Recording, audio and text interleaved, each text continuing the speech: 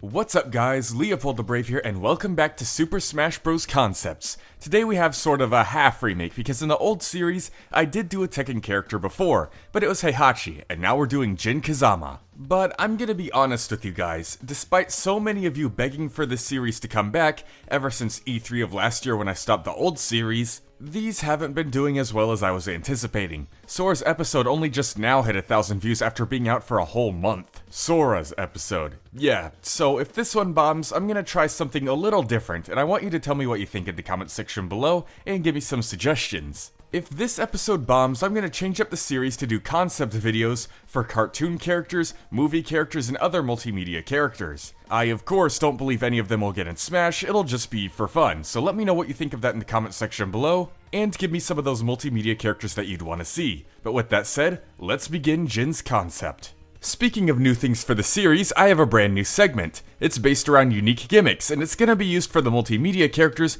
because you can't exactly make music sections for those. But don't worry, Jin still has a music section, so stay tuned for that. Anyways, Jin's unique gimmick would be inputs. Now, don't freak out, these aren't at all like Terry's, Ryu's, or Ken's inputs. There are no special moves locked behind these inputs, this is purely for movement. You see, one of the most important things in Smash is movement and keeping track of where you are on the stage. But in Tekken, that kind of footwork is even more important, so I wanted to encompass that in Jin's playstyle by allowing him to crouch dash, basically bringing wave dashing back to Smash. Being able to consistently wave dash should help you rival speeds of Captain Falcon or even Sonic if you're good enough. And nah, that wouldn't be too overpowered, I mean look at Shulk's Speedman auto art. These inputs would also be easier to do in any direction considering Tekken characters don't automatically face their opponents. So while he may have inputs like Ryu and Terry, you can play him like Mario or Sonic. Alright, now we come to the moveset with Jin's specials. His neutral special would have him join Captain Falcon and Ganondorf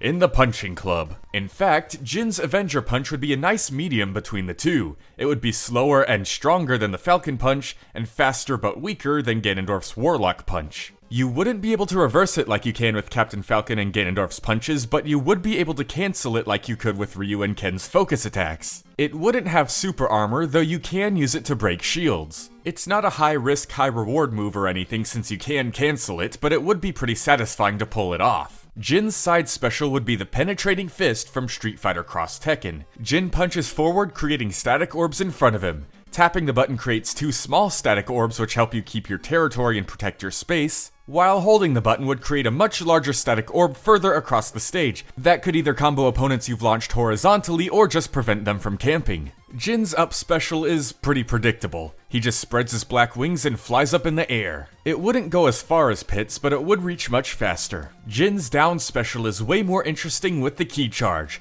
Now in Tekken, the Ki Charge adds a counter hit effect to whatever your next move is.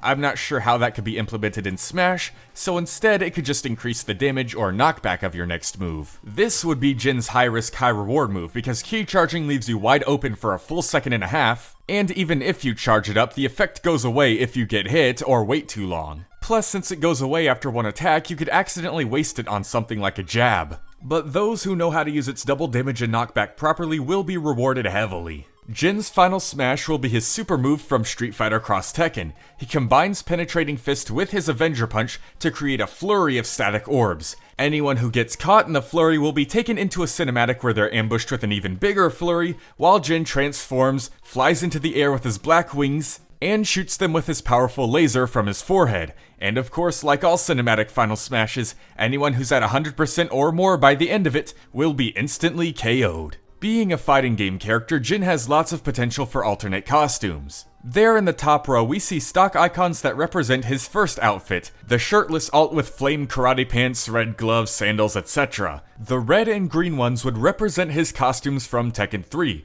the white one would represent his costume from Tekken 4 and 5, and the yellow one would represent his motorcycle outfit from Tekken 3. In the second row, we have 3 hoodie outfits, the first and second of which would be based off his alts in Tekken 7, the third one would be his hoodie from Tekken 4, and then that last costume would be his school outfit from Tekken Tag Tournament. I especially want that last one because it would be really funny to see him transform into this horrifying being while still in a school uniform.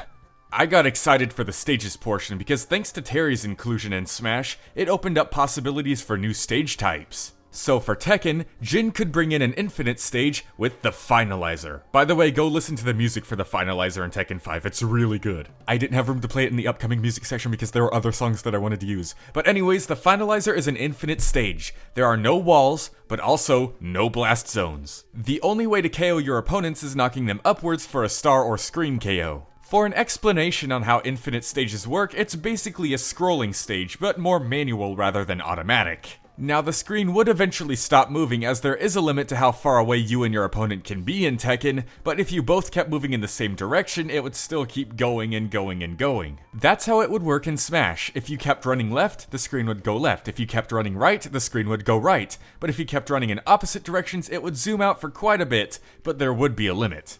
Anyways, the second stage is Mishima Zaibatsu, generic lab level, puzzle platforming, whoa. Enemies would occasionally come in to attack you, ooh, how exciting. As you could tell, I was way more excited for the infinite stage. Then finally we come to spirit battles, starting with Heihachi, represented by silver-haired Ganondorf. I like to call him Old Manondorf.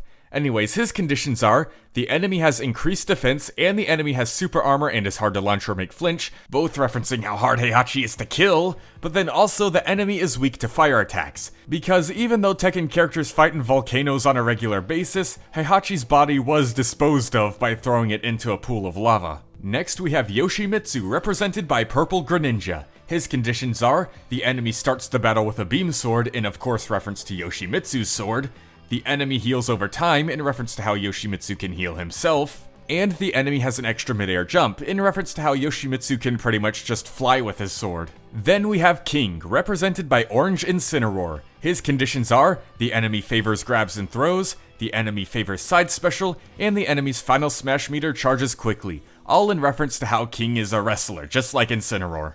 And that's pretty much it. Time to end the video, but not before a music segment. Now, Namco is pretty weird with their music. Sometimes they're okay with it, and sometimes they're not. So if I got a copyright claim, you could be currently watching a version of this video where there is no music segment. But anyways, I hope you guys enjoyed, and be sure to let me know about that thing I asked at the beginning of this video. Leopold the Brave, out.